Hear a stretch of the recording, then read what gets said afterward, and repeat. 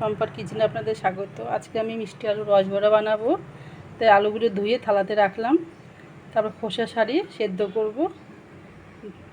তারপর আসছি, পিলার দিয়ে খোসা ছাড়ানো হয়ে গেছে। এবার আমি জলে দিয়ে দেবো, প্রেশার করে সেদ্ধ হবে। সব দিয়ে দিয়েছি প্রেশারে।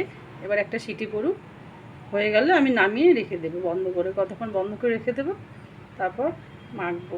মিষ্টি আলু সেদ্ধ হয়ে গেছে, এটা মাখবো। একটু ঠান্ডা হলে মাখবো। সঙ্গে ময়দা নিয়েছি, একটু লবণ দেব।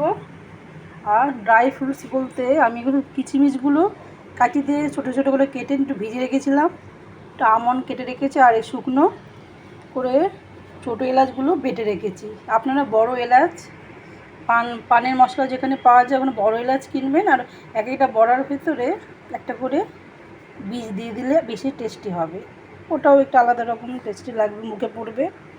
আমার কাছে ছোটো এলাচ ছিল, আমি ছোটো এলাচটাই গুঁড়ো করে দিচ্ছি। মেখে নিই। দিয়ে আলুগুলো আমি এরকম ভেঙে নিলাম, লবণ দিলাম, পরিমাণ মতো ময়দা দেখি মাখি, তারপর ড্রাই ফ্রুটগুলো দিয়ে দেবো। ময়দা লবণ দিয়ে মাখা হয়ে গেছে। এবার আমি ড্রাই ফ্রুটগুলো দিয়ে দিলাম শুকনো। একবার এগুলো দিয়ে এবার মেখে নেব ভালো করে।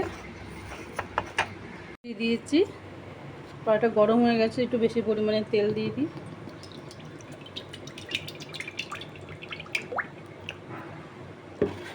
তেলটা গরম হোক, আর এদিকে আমি মেখে রেখেছি আর গোল গোল করে এরকম করে রেখেছি।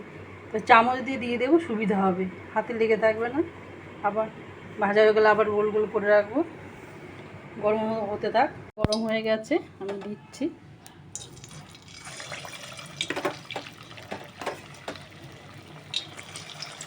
আঁচটা কমিয়ে নেব।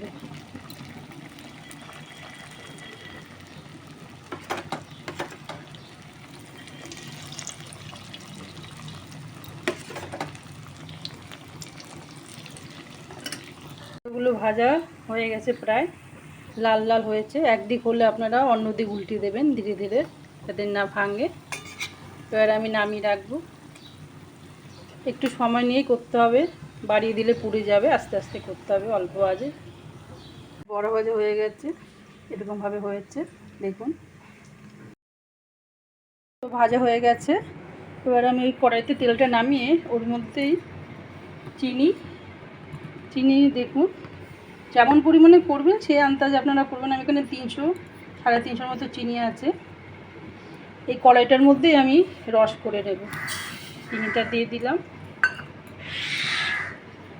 সামান্য পরিমাণ দিলাম, হতে থাকুক। আর কটা এলাচ দিয়ে দিলাম ফ্লেভারের জন্য। চিনিটা একটু শিরা হোক, ফুটুক, তারপরে এগুলো ডুবিয়ে। শিরাটা কীভাবে পরিমাণে ফুটছে, এটা বেশ আঠা আঠা হয়েছে, কিন্তু একটু পাতলা হতে হবে, নাহলে রস ঢুকবে না ভেতরে। এবার এটা ফুটছে, এবার এটাকে আমি কমিয়ে দেব। কমিয়ে দিয়ে আমি আস্তে আস্তে করে বড়াগুলো দিই, অল্প আঁচে, সামান্য আঁচে বড়াগুলো সব দিয়ে দেব ধীরে ধীরে। ওইগুলো ভিতরে সব রস ঢুকবে। আপনারা পারলে একটা করে ফুটো করেও দিতে পারেন, কিন্তু ফুটো দরকার নেই। এবার একটু বাড়িয়ে দিলাম, সামান্য পরিমাণে একটু ফুটুক। আমি এই কড়াইয়ের মধ্যেই করছি কেন, এতে সবগুলো ভালো মতো রস ঢুকতে পারবে, এই জন্য আমি বড় জায়গাটাই করলাম।